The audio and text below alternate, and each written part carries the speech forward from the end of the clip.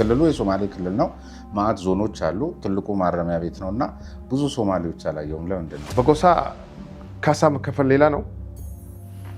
ወንጀለኛው ደግሞ እስር ቤት ገብቶ እንዲቀጣ ደግሞ ሌላ ጉዳይ ነው። ማስፈልገን ነገር ሁሉ እያደረገን ያለው ኮሚሽናችን ዘመድ ያደለን ነገር ደግሞ በቃ እንደ ዘመድ ሆኖ ይጠይቀናል። በቃ ቅባት አንዳንድ ነገር ያስፈልገን ነገር ያደርጋል።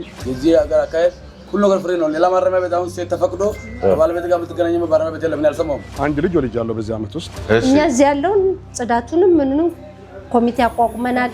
ያም ሆኖ ግን ደግሞ ደጅ ስማችሁ ሌላ ነው።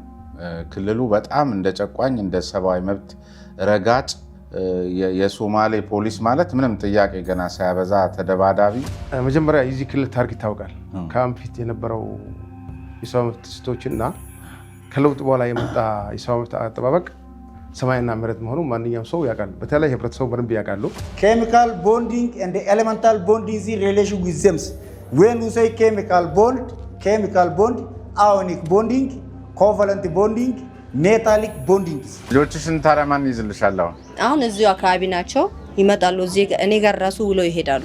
ሌላ ሶማሌ ያልሆነ ማለት ነው። እዚህ ጅጅጋ ከተማ ላይ በሶማሌ ክልል ፖሊስና የጸጥታው መዋቅር እኩል ትሪት ይደረጋል። እስማኤል አልዩ የሚባል ሰው የለም ማወቅ ያለብን። ሲጀመር ጀምሮ እስማኤል አልዩ በሶማሌ ስም አይደለም። አልዩ ምስል እኛ እናወጣም። የፖለቲካ እስረኛ እኛ ማረሚያ ቤት ይገኝ ባይ ዘ ወይ ከረቶ ካንፊት የነበረው እኮ ታራሚ የነበረው እኮ ፖለቲከኛ ብቻ ነበር እኮ ክልል